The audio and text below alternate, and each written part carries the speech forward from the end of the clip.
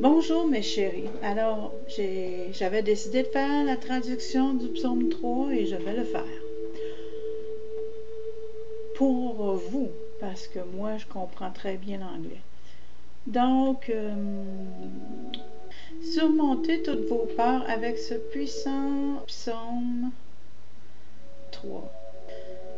En 1588, l'armada espagnole, une flotte pleine de navires de guerre espagnols, partait à l'assaut de l'Angleterre sous la direction de la reine Élisabeth I.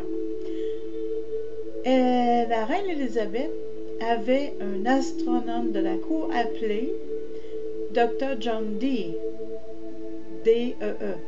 Le Dr. John Dee est connu pour beaucoup de choses, mais il était surtout le magicien de la cour de la reine. 6 ans auparavant, en 1582, le Dr. John Dee avait reçu la révélation d'un ange qui lui avait parlé du pouvoir des psaumes, de l'utilité magique des psaumes. Et ce n'est pas une coïncidence que 6 ans plus tard, en 1588, lorsque la grande armada espagnole, qui aurait dû conquérir et détruire toute l'Angleterre, a échoué dans son objectif. L'armada espagnole a été absolument anéantie et détruite par des tempêtes. On sait que la reine Élisabeth et ses proches conseillers ont récité le 3e psaume juste avant que cela arrive. Après la destruction de l'armada espagnole, ils ont célébré leur victoire avec une médaille, disant que Dieu a soufflé et qu'ils ont été dispersés. C'est là que le pouvoir des psaumes peut littéralement détruire des flottes de guerres entières. Et s'ils ne peuvent pas le faire, alors ils peuvent vous aider dans d'autres aspects de votre vie. Alors, venons-en aux utilisations pratiques du 3e psaume. Le premier pouvoir du psaume est qu'il peut être utilisé contre le fait d'être détesté.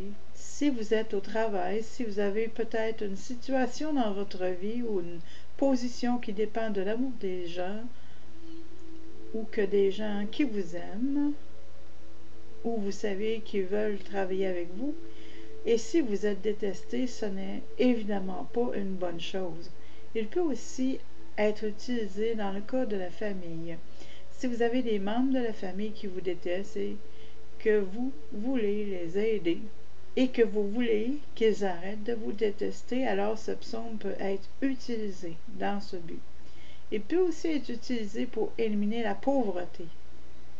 Très très simple, pas besoin de plus d'explications sur ce point. La 3e utilisation de ce psaume, et celle que je préfère, est de bannir la peur. Et c'est pour cela que je vais utiliser ce psaume dans un instant. Bannir la peur peut faire disparaître les choses dont vous avez peur, mais le plus souvent, il s'agit d'un changement interne. Et quand ce changement interne a lieu, il se reflète toujours dans votre réalité extérieure. Et bien sûr, nous avons le bonus. Vous savez, si vous avez une armada espagnole qui se dirige vers vous, alors vous savez quel psaume utiliser.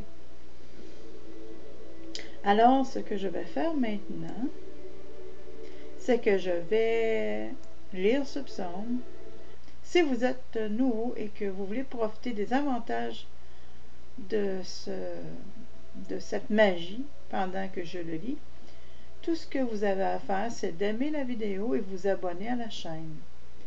Si vous ne voulez pas en profiter, n'aimez pas la vidéo, c'est aussi simple que cela.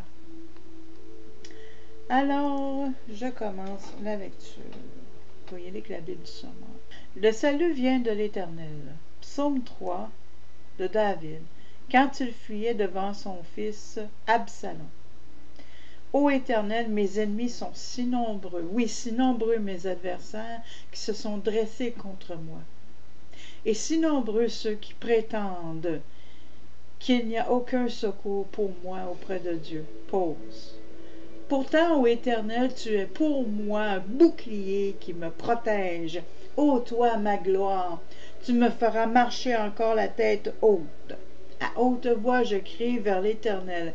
Vers sa montagne sainte, mon Dieu m'exaucera. Pause. Quand je me couche, je m'endors. Je me réveille car l'Éternel est mon soutien. Je ne craindrai donc pas ces multitudes qui se sont postées autour de moi. Éternel, lève-toi, au secours, mon Dieu, sauve-moi. Tu gifles tous mes ennemis, tu casses les dents aux méchants. De l'Éternel vient le salut. Ô Éternel, fais reposer ta bénédiction sur les tiens. Pause.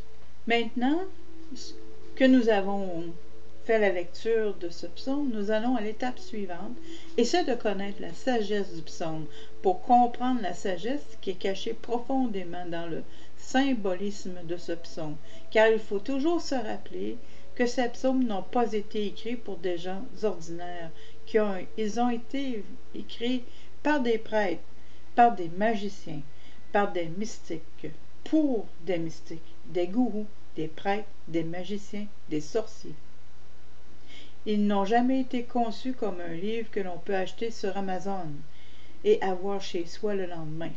Ce sont des textes très anciens et très soigneusement préservés qui, lorsqu'ils ont été diffusés à un public plus large, ont été mal utilisés et mal interprétés, et pris pour de l'histoire littérale. Rappelez-vous toujours que les psaumes ne sont pas historiques. Ils ne parlent pas de l'histoire du monde.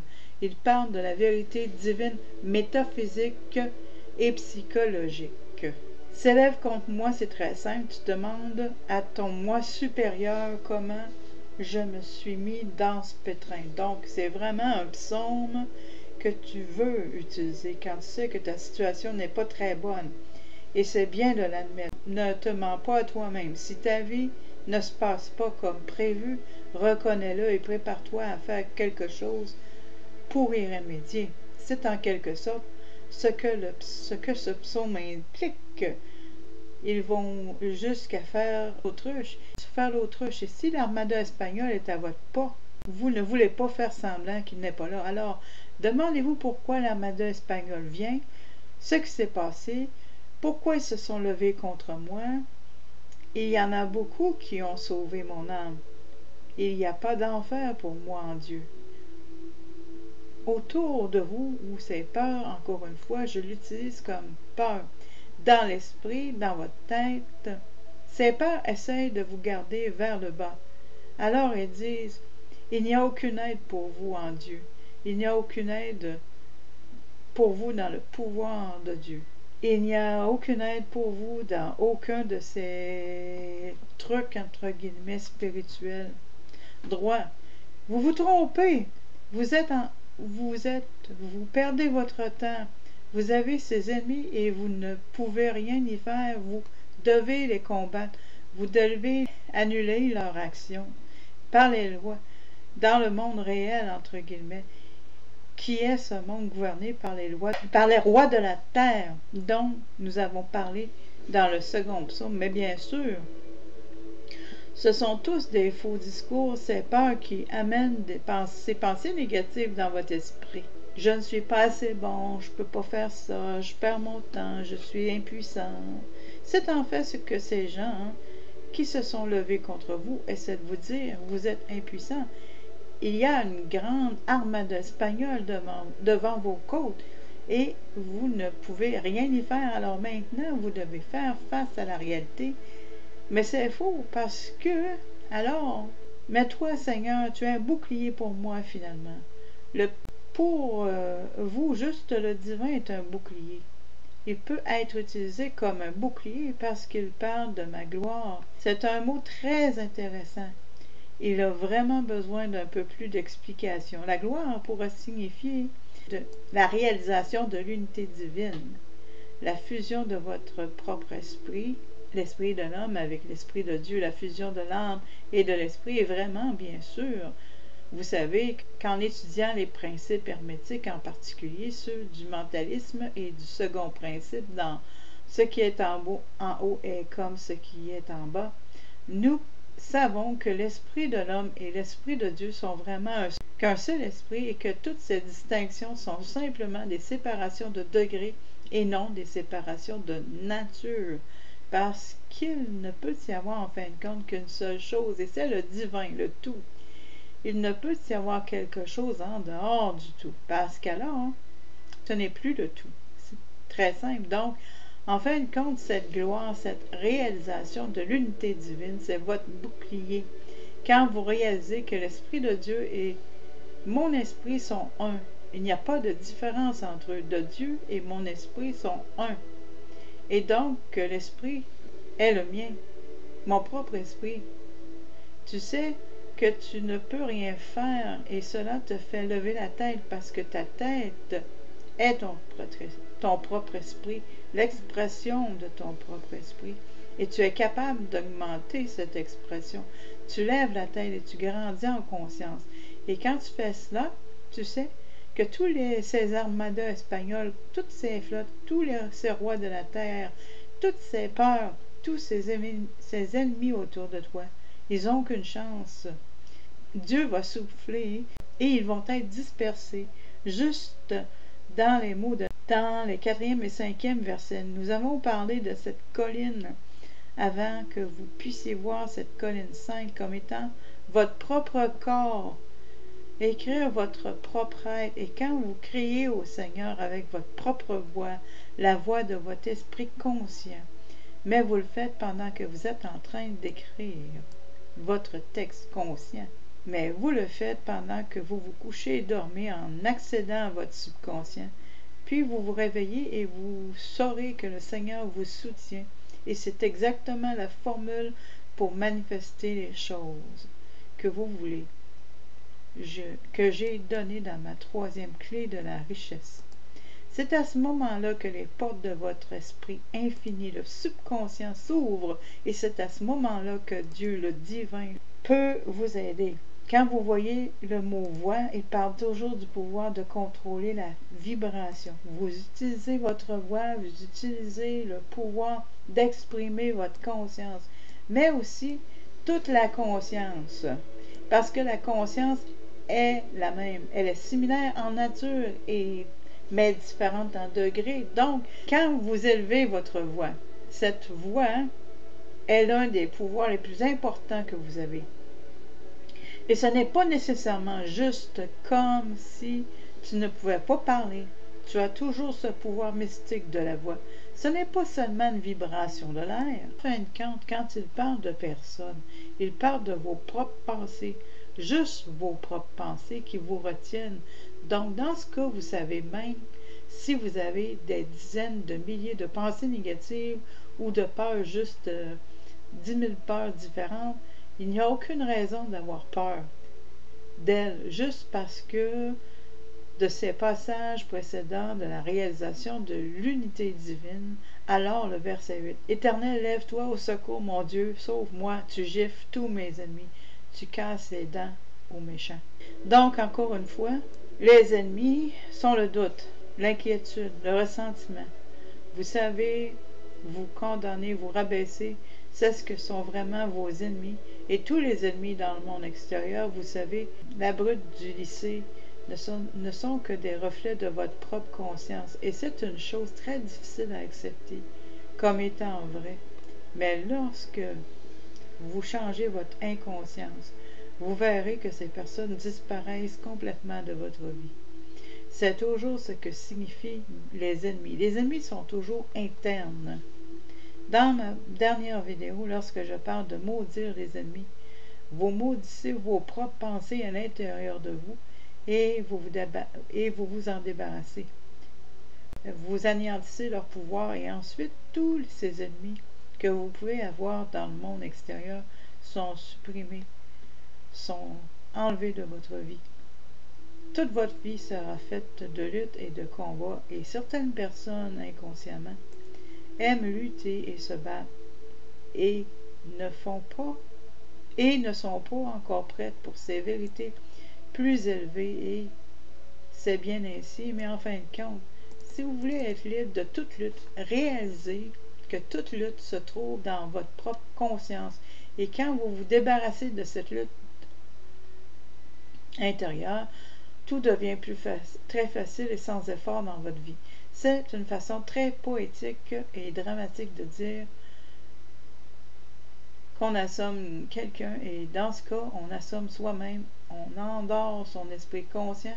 Ce que ce passage veut dire, c'est méditer, entrer dans cet état où votre esprit ne bavarde pas constamment. Contrôlez votre esprit pour que votre esprit conscient s'endorme afin que la sagesse de votre esprit divin infini et subconscient ait le temps de vaincre ses ennemis. Mais si vous ne frappez jamais votre propre pommette, si vous n'entrez jamais dans cet état de conscience où cet esprit conscient a moins de pouvoir que cet esprit, l'esprit continuera à interférer tous ses ennemis, toutes ses pensées négatives, et continueront.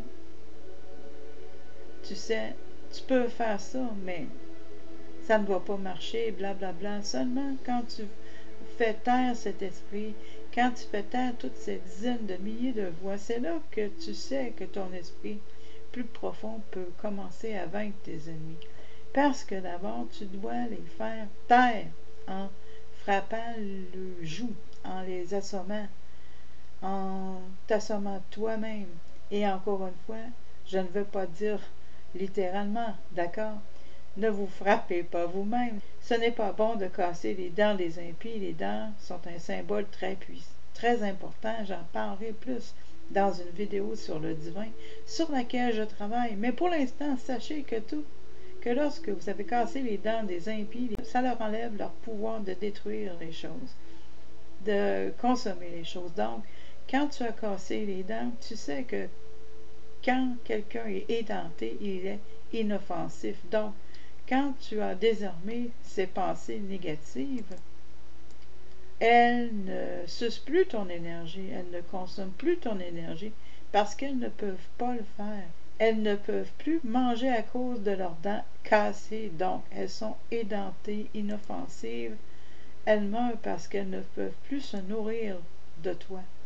Tout ce qui se nourrit de quelque chose doit être soutenu par cette chose. Donc, quand tu ne peux plus nourrir ces pensées négatives, elles meurent.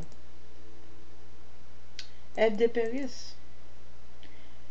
Le salut appartient au Seigneur. Ta bénédiction est sur ton peuple. Si là, le salut est essentiellement votre droit de naissance spirituelle, l'apprentissage de la vérité, que vous possédez ces attributs donnés par Dieu de la création, de la destruction. Et c'est vraiment un réapprentissage de ce fait, parce que vous le saviez avant, mais ensuite, vous avez consommé le fruit de l'arbre de la connaissance du bien et du mal, et vous êtes tombé dans cet état humain où vous avez en quelque sorte oublié tout cela.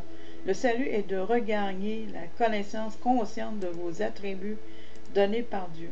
Si vous croyez qu'une personne appelée Jésus est morte sur la croix il y a 2000 ans pour vous sauver de vos péchés et les expier, ce n'est pas le salut. Vous ne comprenez pas les Écritures si vous pensez qu'elles sont littérales et historiques. Le salut est basé entièrement et uniquement sur votre propre conquête intérieure, un changement de conscience qui nettoie complètement votre esprit de toutes les saletés que vous avez accumulées depuis longtemps. C'est ça le salut. Vous êtes le seul à pouvoir provoquer votre propre salut. Ce n'est pas quelqu'un qui est mort sur une croix il y a 2000 ans ou un autre genre de Dieu, une statue de Ganesha. Ça ne va pas t'apporter le salut, c'est de l'idolâtrie. Tout Dieu qui peut être transformé en statue n'est pas un Dieu. Donc, quelque part, il y a beaucoup de sagesse dans l'islam, où bien sûr, on ne peut pas représenter Allah et où il y a une loi de la vérité. Bien sûr, ils assument encore beaucoup d'idées, des fausses idées du christianisme et du judaïsme. C'est un sujet pour une autre vidéo. Je m'éloigne du sujet. Ces mots-ci là, sont répétés plusieurs fois dans les psaumes, et je veux donner un peu de sens à ce que ça veut dire. C'est très simple. Ça veut dire Amen. Ça veut dire que c'est fait. Ça veut dire paix.